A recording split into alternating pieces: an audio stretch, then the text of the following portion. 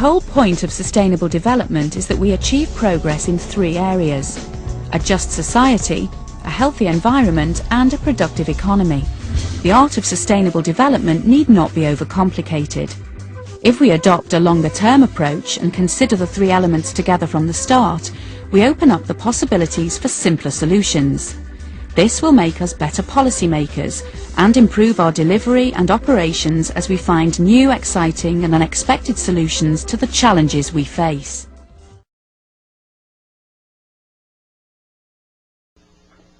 Who leads the environment movement? The convener of the summit, Maurice Strong, identifies Baron Edmund de Rothschild as the creator of the environment movement. Here are his own words describing Rothschild as the positive synthesis of environment on the one hand and growth and development on the other. Listen carefully as Maurice Strong introduces Baron de Rothschild. So there is no better person. He epitomizes in his own life that positive synthesis between environment, conservation on the one hand and economics on the other. And I'm just delighted to have this opportunity of introducing to you Edmund de Rothschild.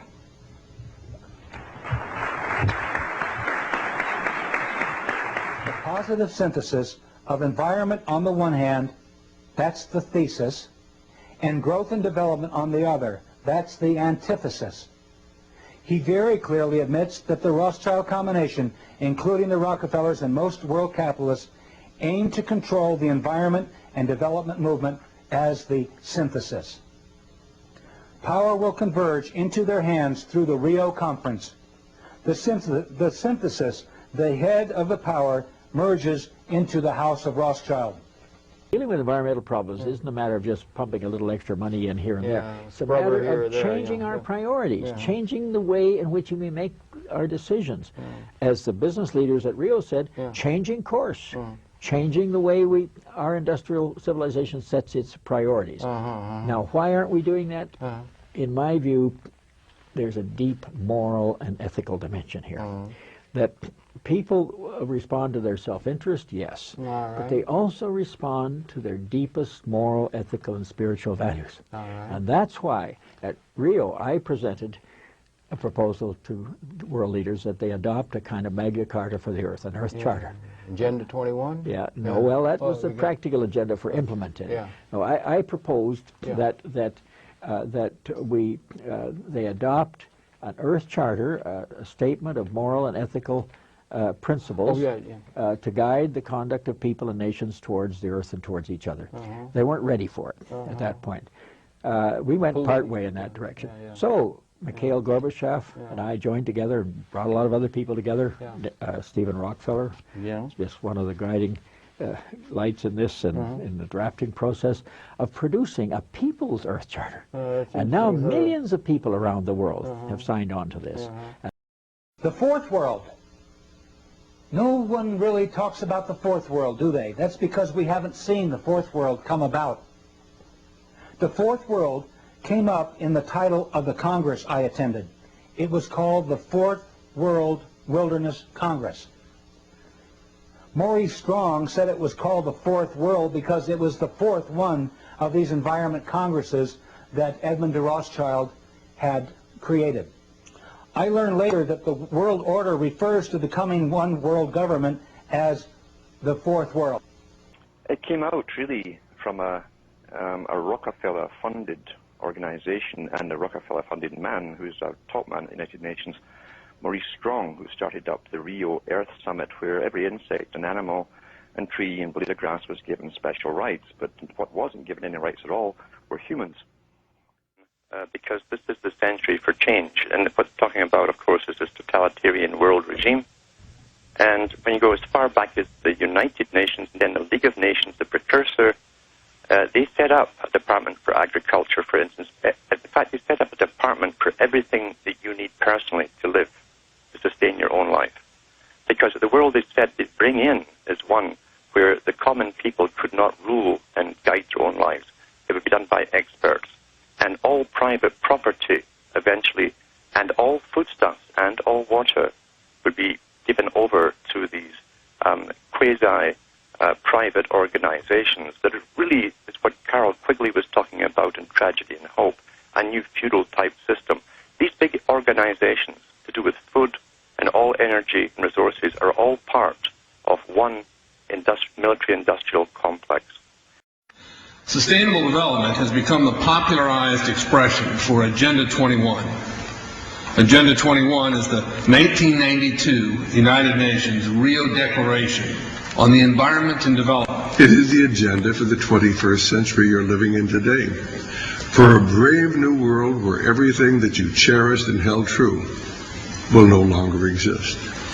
Agenda 21 defines itself as the comprehensive plan of action to be taken globally, nationally, and locally by organizations of the United Nations. Sustainable development is the philosophy designed to bring human beings across the globe under the full control of a narrow human elite. It's a 40-chapter document to basically control the world. It's based entirely on socialist control mechanisms. Sustainable developers have designed a global movement coordinated through a global to local action plan to create world government in accordance with certain objectives. I want to tell you about a few of the things that I have learned during these last 5 years of intensive research. Perhaps the most startling thing that I can share with you is that all of the conspiracy theories that you've ever heard about one world government, about the UN takeover of the world, all of those conspiracies have now been laid to rest. There's nothing conspiratorial about it. It's all published. The UN-funded Commission on Global Governance began meeting in 1992 in earnest and met for 4 years, and last fall released their final report.